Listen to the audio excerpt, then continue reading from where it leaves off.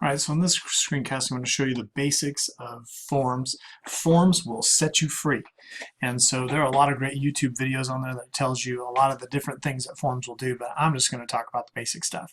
So as usual, we drive from Drive.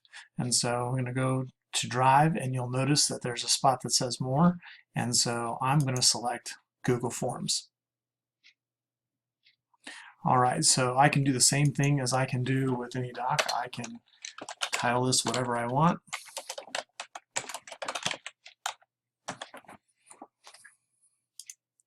And I can put in a description of what I'm going to do. So I'm not going to spend a whole lot of time on that. And so here I can put in whatever question I want. And so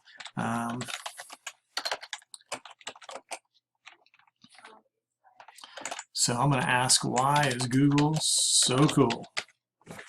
And I'm going to make that a multiple choice answer, but you can see if I click here, I can check all of these, any one of these off, and it will give me options. And then I just click on it and I can give what other choice.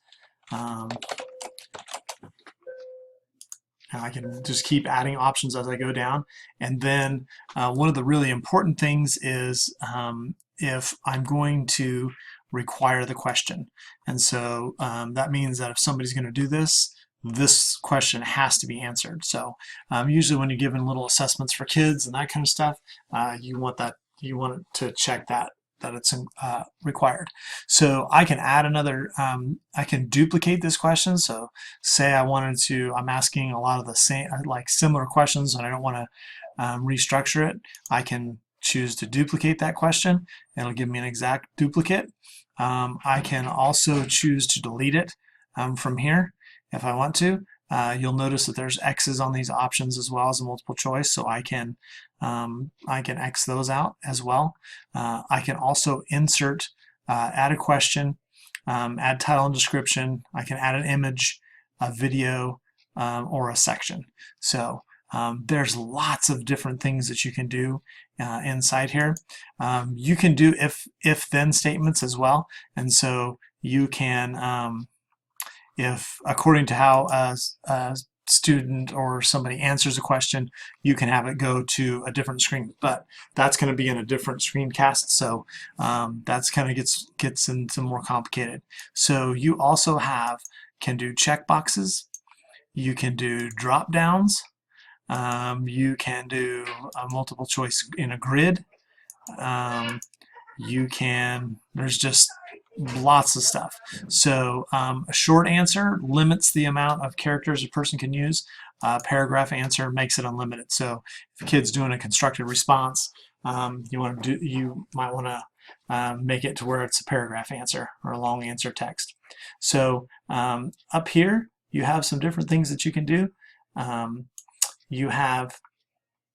You can do add-ons, so you can do one of the ones I use the most is form limiter. So say I want to be only let 21 people sign up for something, I can use a form limiter add-on for that. So you can use different colors, you can preview it,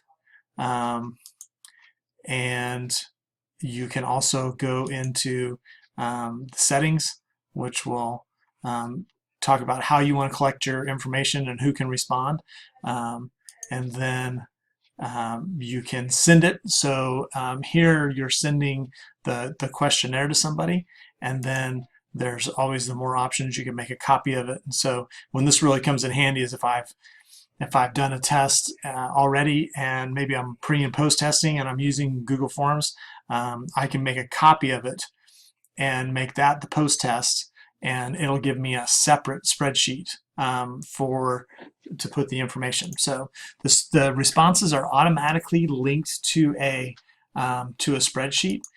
You can change that if you want to, and so right now we have 0 responses. So this is what is asking me if I want to create a new spreadsheet. I can create it, and so here is the responses. So you can see here's my question, why is Google so cool? And I did 2 of them.